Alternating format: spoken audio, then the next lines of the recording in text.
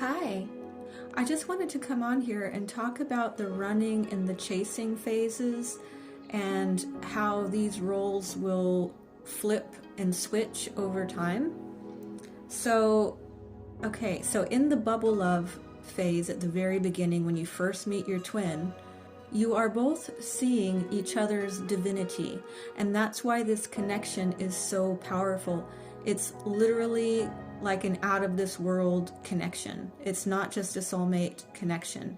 It's beyond that. It's like a never ending connection. So you guys are one soul, and you're coming, when you come together and you meet for the first time, it's these two fractured parts of each other are finally coming together, maybe for the first time in a long time physically, and this energy is very intense. It's also the bubble love phase where you're seeing each other's divinity that is a preview for what is to come at the end. So you start in the bubble love phase seeing each other's divinity and mirroring each other's divinity, and then you do the same thing once you come to the end and you've merged these energies back together. You've fused them back into wholeness, and then you once again will see each other in each other's divinity and be mirroring that back to each other. However, what happens on this journey is it doesn't, we start with that bubble love phase, but we have to go through this whole journey and this whole process before we actually get to return to that state of wholeness that we felt with them in the beginning. But what happens here, so the divine masculine, he goes subconscious. He goes into this deep subconscious state of being, or a deep meditation. But the divine feminine, now she is still conscious. Remember, she's the conscious part. So she continues to be aware of this highly, divine connection that they have. She's still aware of it. And he he just goes into that, it just gets buried right down there into that subconscious. So he shuts down. But what happens is she still sees him in his divinity, but she becomes a mortal again. So she returns to mortality, but she still sees him in his divinity. She looks at him like he's a god. She looks at him like godlike, she sees that. She can't unsee it. Let's put it that way. She's seen it and she can't unsee it. So because she's gone back to mortality and he's in his divinity, she sees this massive imbalance between them. You know what I'm saying? So she starts to experience all of her insecurities. She starts to really feel really insecure. Like, it's all bubbling right up to the surface. He brings that out of her. And another thing that he'll start doing is he'll start mirroring to her all of the things that she is insecure about. Everything that she starts thinking and feeling in an insecure way, he's going to start mirroring that to her too. So this is kind of like that part of that painful process for her, where she's like, got to look at all of this. She's got to feel like a mortal with all of these insecurities, and she's got to look at him and still see his divinity, and she's seeing him mirror these insecurities back to her. So it's a very painful process. It's painful to look at, right? That throws her into dark night of the soul. When she experiences all of that, she goes and just loses it, and she just goes into a pit of despair, basically, which is the dark night of the soul. Then what happens is she starts to focus on herself. She gets through that. You always get through it, don't you?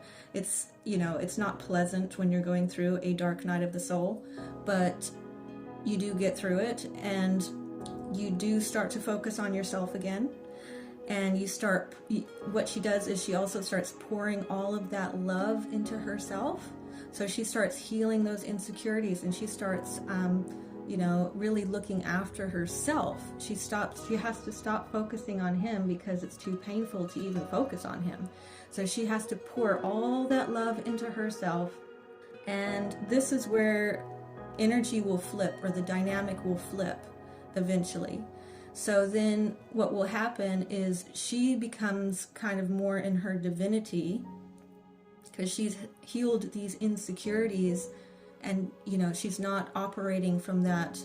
She's operating less from that mortal sort of insecure view. She's kind of leveled up, you could say. And once she does this, and a lot of the healing has taken place, because this does take time, it's like it's a process, but he starts to see that, and then he starts to see her in her divinity again. And then what happens is he kind of goes into that he's now the mortal and she's the goddess, she's the divine one, and he's just the mortal. And now he's going to have to feel insecure. He's going to have to feel what she felt, actually. So he goes through his insecurities, and he feels that deeply. And then she starts mirroring to him as well. So she starts mirroring his insecurities back to him, because it's basically they're doing the same thing to each other. They just did a flip. So now he's seeing her as this divine goddess, and he's just this little mortal, and it's unbalanced again, you see. But it's important for them to both experience this. This is fairness. This is God being fair. This is, the divine, making you both experience that and to see what that felt like. There's this imbalance on, it like flips one way and then it flips the other way. They're both imbalanced. But then he has to start healing himself. And when he does that, then they can become equals, you see. So she had to raise herself up, and then it was unequal on the other side, and then he has to come up to her level. And this is where they can stand side by side, and they're both in their divinity again. And there's no more running, and there's no more chasing. They have balanced that out. They've, gone through the process now. So you start at that bubble love, and those things need to be played out until they both get to that point where they can return back to both being divine again. So also another thing that can happen when you guys, you do your separations, but you do come back together, don't you? And so obviously, the energy has to sort of match each other when you're doing that.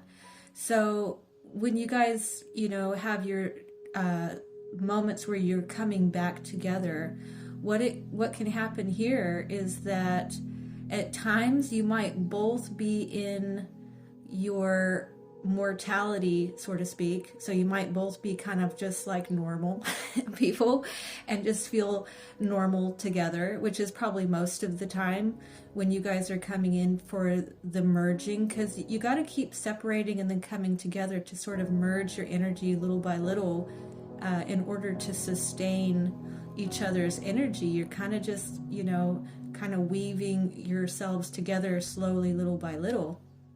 So like I said, you will at times kind of just be two mortals hanging out doing normal things, right? But then other times when you come together, you might occasionally go back into that divinity, because that's kind of what would happen for me, is that after Bubble Love, and then we would separate, and then, we'd hang out occasionally, and most of the time it was just lovely, of course, you always enjoying each other's energy, because you totally align with each other. So it's always going to feel good to be in their presence. But there would be times where we would actually kind of go back into that bubble love again and kind of enter into that divinity and sort of start to get that shared aura going and start mirroring the divinity from time to time. So that can also happen. You can kind of pop in and out, is what I'm trying to say. So it's not like, it's not fully one way and fully the other. It is kind of being mixed around a little bit. But there will be these moments of imbalance where one is totally seeing the other in their divinity and the other is just this mortal. And that role will kind of flip around from time to time, and then you might both be mortals, or you might both be in your divine energy together. So it's kind of a little bit of a mix, but generally divine feminine will go first because she is the conscious twin and he is the subconscious. So he does tend to be the one to sort of kickstart that whole process for her. But it does flip, the other direction for him as well. So he ends up experiencing what she experienced. So I just wanted to explain that because people do wonder, like, because there's that running and chasing, pushing and pulling dynamic that definitely goes on within this connection. People are wondering, well, does that role flip? And the answer is yes, the role definitely flips.